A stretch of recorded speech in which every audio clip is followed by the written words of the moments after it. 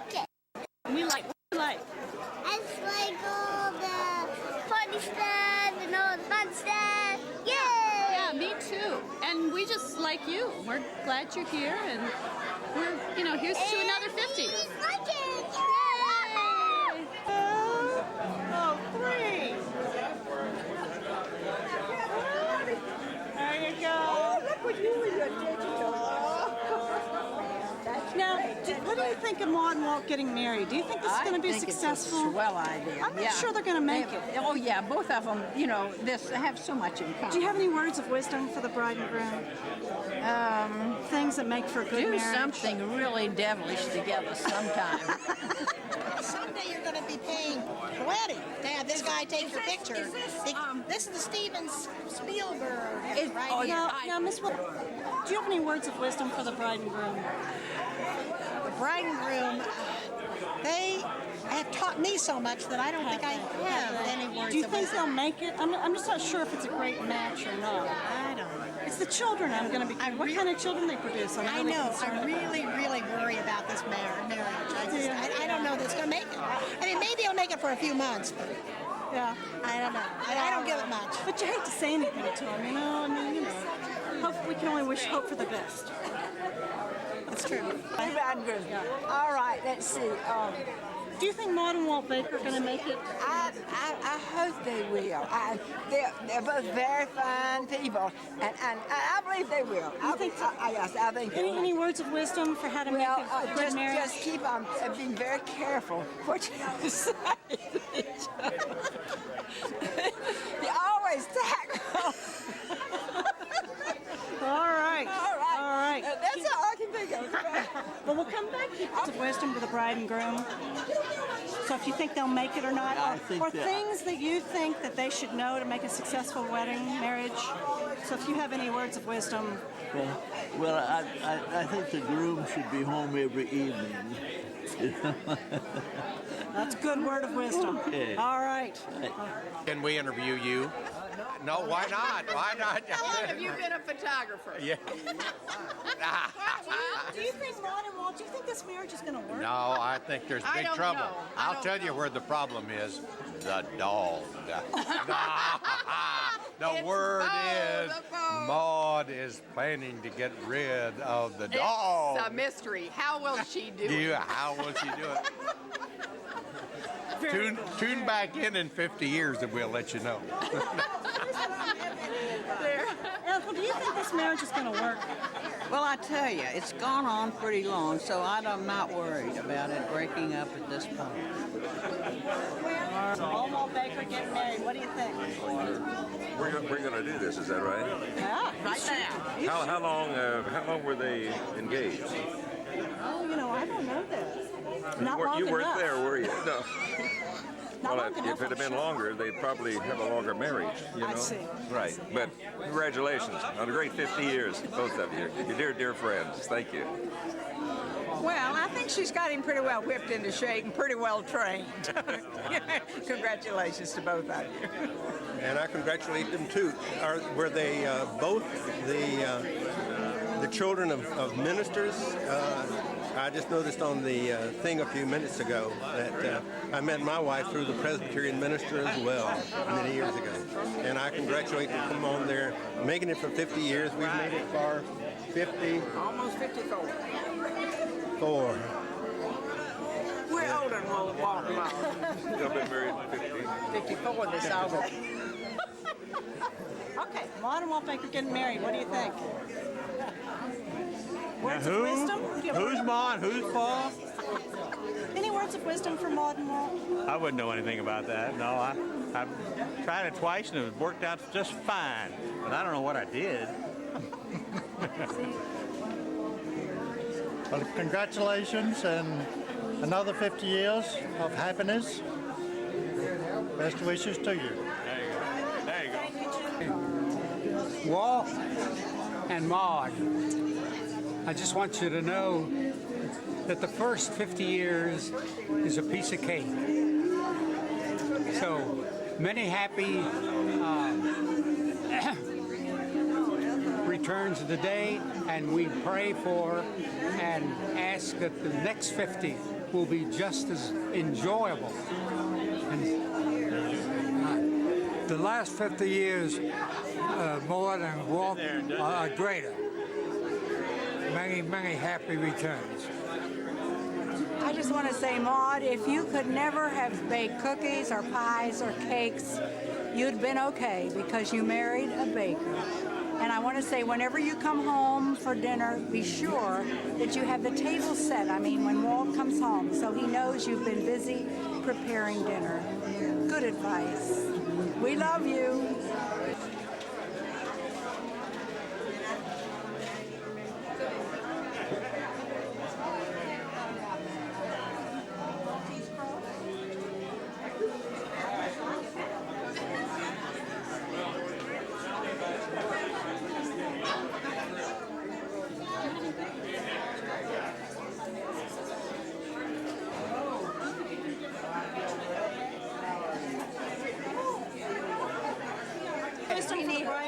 Words of wisdom to the bride. Always say yes, dear.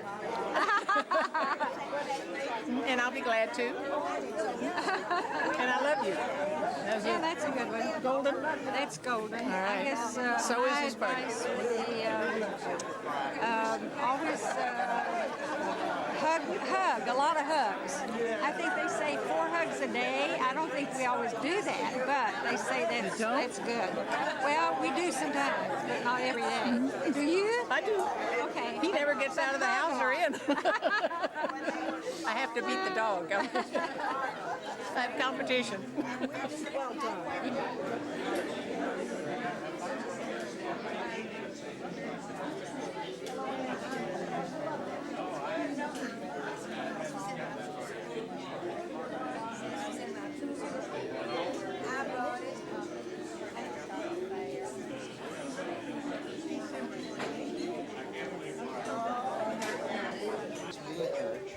I first saw Walt coming down the staircase with a bow tie on, and I thought, wonder who that is. Of course, this was a sea of unknown faces to me. The first time I was aware of her was when she was sitting right over where table 5 is. And she and this person who shall not be named stood up and we sang pin songs to them. Remember your fraternity pin? After all, I'd been in town 2 years without Walt around. And it took a long time to get rid of him. What year was it? It was either late 50 or early 51. Now, let's see if you can edit that and make something out of it. About Mrs. How did you happen to come to church here, Walt? Well, we had a secretary at work who was a good friend of Ethel Howe's, and she told me when I asked her where the action was that it was at Highland Presbyterian Church. And so I came over here, and that Sunday morning I sat right behind Mrs. Stanley Newhall. Whoops. And Mrs. Stanley Newhall turned around as soon as the sermon was over and said, "Young man, I'll expect to see you right here next week." And I saluted and said, "Yes, ma'am. Nobody ever went against Mrs. Newhall." It's too close to you. What is that again? We're going to have to clear the tables before the dessert. What? We're going to need to clear everybody's plates before the dessert. Right. Well, it's just nice to have a... Oh, there's somebody clear it for you? Well, one of you, or me. Okay. We have a volunteer. The group is still going, not all single anymore, but it's wonderful. And congratulations, you've had a terrific 50 years. I hope they won't fight as much in the next 50 years, okay? Anybody who knows, they're so peaceful. They really are. They're wonderful. Concerns you might have? Well, Maude, I know that you can cook wonderfully, so you have no reason not to make a wonderful marriage from now on. And Walt, I know that you're going to be just a wonderful husband because you're so patient. Walt, you always have the fanciest cars, so you can take Maude to ride with the top down, and y'all can just spend many years just having a great ride around. So, happy anniversary. Walt, we've enjoyed our friendship together all these years, and you've just been so good to us. And we love our dominoes together. You're a great domino player, both of you. Maude might be the best in the whole group, to tell you the truth. And we wish you many more years to come of a wonderful marriage. You have a model marriage, and you have fabulous children and grandchildren. Okay. That's great. This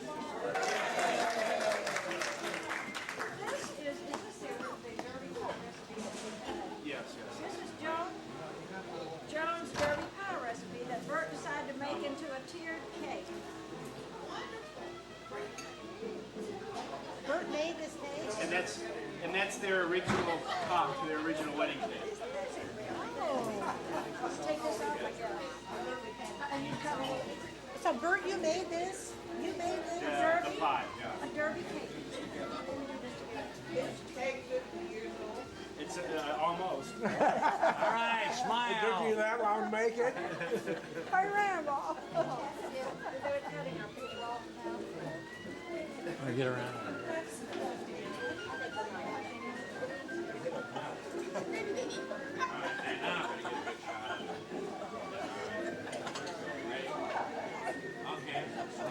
Beautiful.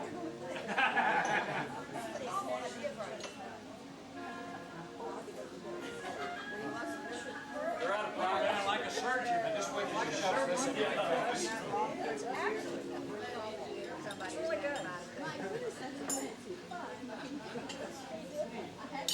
Did everybody hear the story about why the Benedictine was pink when we started? Mom, you want to tell us the story about the pink Benedictine? Well, when I first came to this singles and doubles group that met at the foot of the stairs in the dining room that really came into this room, that wall was over here, I asked what I could bring as a new person in Louisville to a gathering we were having, and they said, bring Benedictine sandwiches. And I thought, okay, and I found a Benedictine sandwich recipe, and I went home to my little apartment on Cherokee Road, and I thought, well, who has green coloring? Won't pink be pretty? So I took pink Benedictine sandwiches, and nobody would eat them. So thank you all for eating them tonight. I appreciate it. Well, those are too messy.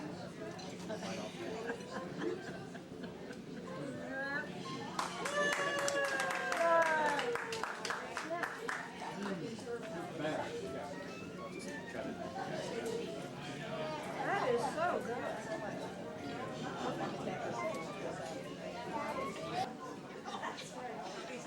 How's it going, Bart? What are you going to call this movie when you're done? I don't know.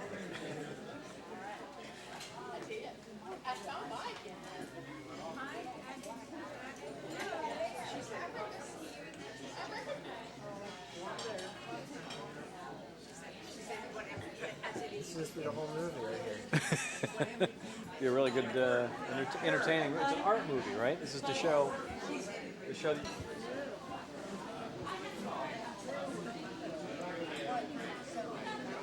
Thank you, Carl. You're doing such a good job. He's doing a wonderful job.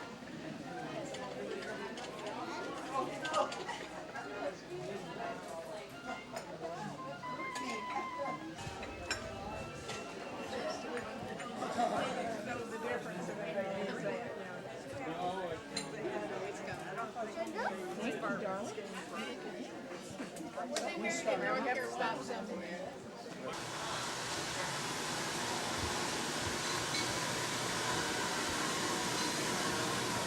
Get me. I do know stress in the kitchen. Really? Okay, we're gonna put creamers on each table. Where are the other creamers?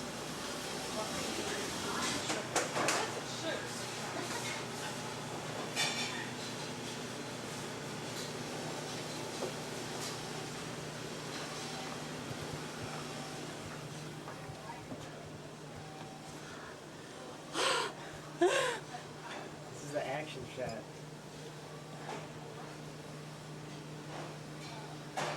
Oh no, not enough cream.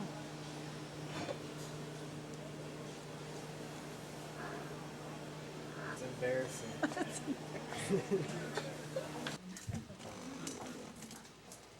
And here's little Maude being held in her father's arms, and note, this is Angus, the dog, down here, that looks so unhappy about the whole situation. And here's little me being held in loving arms, and somehow or other with that brood all around me, and being the youngest, I did manage to survive and even graduated from high school. Some of you may have doubted that. And did go on to meet this glamorous creature. That's Mom. Here in this very spot. Now, the exigencies of life did force us to go to work, and Maude became a weekday school teacher, and here she is with a few of her more challenging students. She's one of my students. Jenny and Flo. And here's Bob Brown and myself, and as you see, we were designing men. Looks like something more in cars. And here's Highland Presbyterian Church, where predestination managed to put us all together, not just Maude, but the pastor, and Gene Altice, and Joyce and Ted. Let's see who else is here that, well, Ethel, We have a coaster for each of you to take home and think of us, please, when you look at it, and that we appreciate your friendship very, very much. We thank you.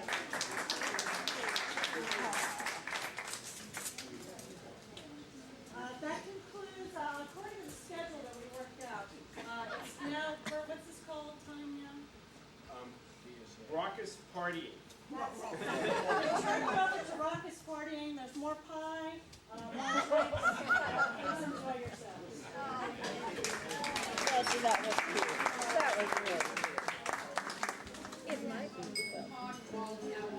Haven't known you 50 years quite. It's pretty close. Came back to town and lived in the Bartlett house. And we weren't in any committees or anything. We just were hanging out in this big old ski lodge, it seemed like, but that was fun.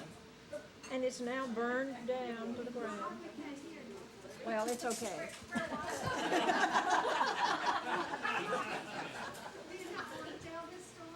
Well, it was just a house that we rented when we first came back to town. We knew we were coming back to town, and Walt had already taken his job at GE, and it was almost September, time for school to start. And things in Detroit were not moving, including houses. Things were not selling. And I thought, Walt's in Louisville, and here I am in Detroit. So we decided to rent out our Michigan house and rent a house here, because I'd written to friends in different neighborhoods saying, tell me about the schools there. Every friend wrote back saying, there's a house for sale on my street. No one gave us any advice at all. So we thought, well, let's rent a house in Louisville. So we put an ad in the paper, and this was 1963, need house to rent, willing to pay $200. Mrs. Bartlett called, and she said, you may rent my house for $50. And we said, why 50? And she said, because the utilities will be at least 150. That was when oil cost 14.5 cents a gallon. So we moved into the Bartlett house, and some nice people moved into our house in Michigan, and we loved being there for 2 years while they were in Florida, and it was fun. It was a nice adventure, nice way to be back in Louisville. They tell me, though I have no recollection of this, that this house, do you have any idea what the square footage was of this house? Oh, it was about 6,500 square feet.